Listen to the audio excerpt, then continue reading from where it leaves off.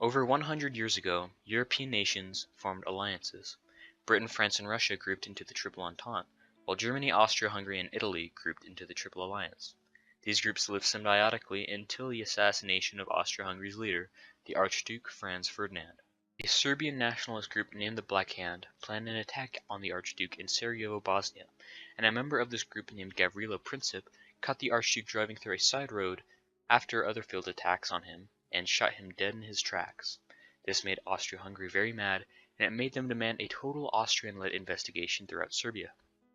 Serbia denied this and offered to create their own investigation, but Austria-Hungary was being stubborn and wasn't having it. Austria-Hungary stated that if they were not able to lead the investigation, that they would attack Serbia. This was the Austrian ultimatum, and Germany was ready to back this up because Austria-Hungary and Germany both agreed to support each other whenever they were being attacked. This was called the blank check. Serbia did not budge. They did not let Austria-Hungary form their own investigation inside Serbia, so Austria-Hungary came to attack them, but Russia came in to back up Serbia, and because France was in an alliance with Russia, Germany tried to pass through Belgium to start attacking France. This was called the Schlieffen Plan. Great Britain then declared war on Germany because the invasion of Belgium violated the Treaty of London Agreement. This spawned a war and a new type of war. There was trench warfare.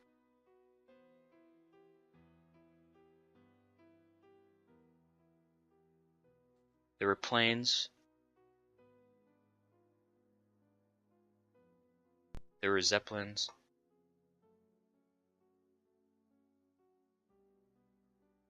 There was chemical warfare.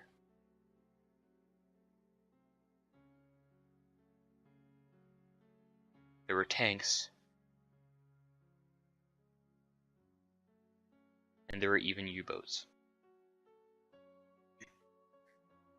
The Triple Alliance ended up losing this war because it was very difficult for them to be able to win a war on two fronts. The countries that fought in the war then signed the Treaty of Versailles and agreed to stop fighting, and Article 231, also known as the Germany War Guilt Clause, made Germany pay reparations for the war. The League of Nations was then formed to enforce this treaty and to try to resolve disputes in order to try and avoid another war like this.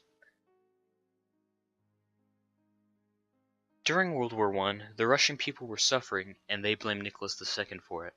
Many Russian people opposed the war because Russia was losing very badly, and their resources were just being wasted. This resulted in Nicholas II becoming abdicated. After the abdication, Vladimir Lenin, who was previously exiled for revolutionary activity, came back to Russia and supported the Petrograd Soviet, which was a counterforce against the provisional government. Lenin led a faction named the Bolsheviks, which supported the socialist ideas of Karl Marx and Friedrich Engels. This faction protested the provisional government, but after the provisional government opened fire on these protesters, Lenin fled to Finland, and other prominent Bolsheviks, like Leon Trotsky, were arrested. After this, the Russian Prime Minister Alexander Kerensky and the head of military Kornilov had a falling out which resulted in a feud between the two. Kornilov led his army to march on Petrograd, but Kerensky decided to let the Bolshevik convicts come out to battle Kornilov's army. The Bolsheviks ended up winning, and Lenin came back and called for the violent overthrow of the government, with Trotsky leading the revolution. The Bolsheviks successfully seized power and abolished land ownership and implemented laws that supported the working class. Collectivization procedures were put into place. This economy did not do very well under this new form of government, so the new economic plan was implemented, and this actually allowed farmers to sell surplus crops. These farmers were called kulaks, and many people of the working class despised them. Lenin ended up dying, and Stalin was able to seize power of this new government, and that did not turn out very well. Stalin really was a tyrant, and he was not afraid to kill. He killed anyone that he didn't like. He cut off Russia with the rest of the world. He oppressed all of his people with propaganda and labor camps, and he also intentionally starved Ukraine, which killed well over 7 million people. Not to mention his system did not accomplish the goals he set out to reach at all.